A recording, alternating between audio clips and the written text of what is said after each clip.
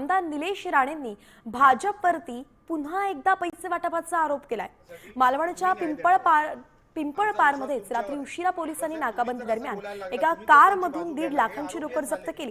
त्यानंतर आमदार निलेश राणे पोलीस स्टेशनला धडकले आणि त्यांचा आक्रमक अवतार पाहायला मिळाला। त्यांनी ही कार देवगडमधील भाजप पदाधिकाऱ्याची असल्याचा आरोप केलाय। गुन्हा दाखल होत नाही तोपर्यंत पोलीस ठाण्यातून मागे हटणार नाही असा आक्रमक पवित्रा त्यांनी घेतला। आमदार निलेश राणे नेमकं काय म्हणाले, पोलिसांवरती कशी प्रश्नांची सरबत्ती केली पाहूयात।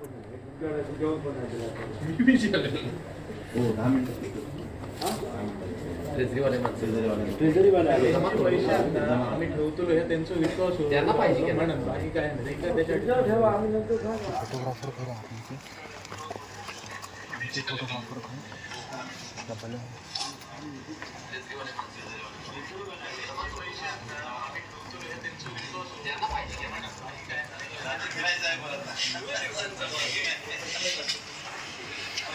हे सर बाहेर गेलं तर कितीला पडेल? तुमच्या समोर आम्ही ठेवलेला आहे, आमच्यासाठी तुम्ही न्याय देणार आहात, आमचा विश्वास तुमच्यावर आहे।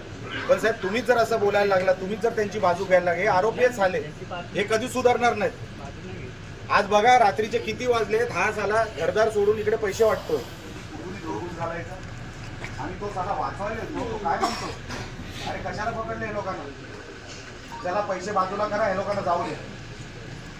साहेब हे बरोबर नाही, हे कोण हे लोक मालक झाले का काय मालक?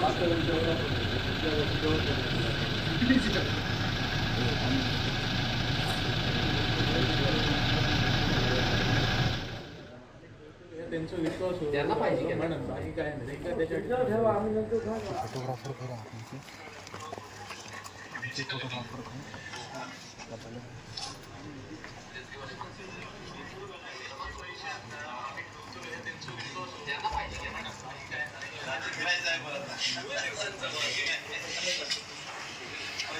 हे साहेब बाहेर गेलं तर कितीला पडेल? हे सगळे भारतीय जनता पक्षाचे पदाधिकारी आहेत। जो पैसे ज्याच्या गाडीमध्ये पैसे सापडले गेले तो भारतीय जनता पक्षाचा देवगडचा तालुका अध्यक्ष महेश नारकर, त्याच्या गाडीमध्ये पैसे पकडले गेले।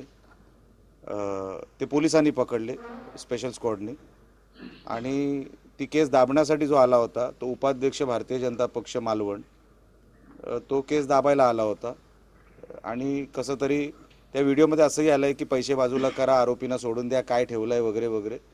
तुम्हाला ह्याच्यावरून कळलं असेल की काय चाललं आहे सिंधुदुर्ग जिल्ह्यात। जो मी आरोप करत होतो तो आज पोलिसांनीच सिद्ध करून दाखवला, पण त्याच्यावरती कसली ॲक्शन घेतलेली नाही।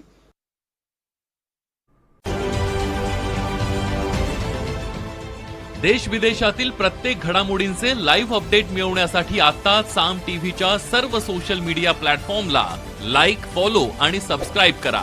तसंच सर्व नोटिफिकेशनसाठी बेल आयकॉन प्रेस करायला विसरू नका।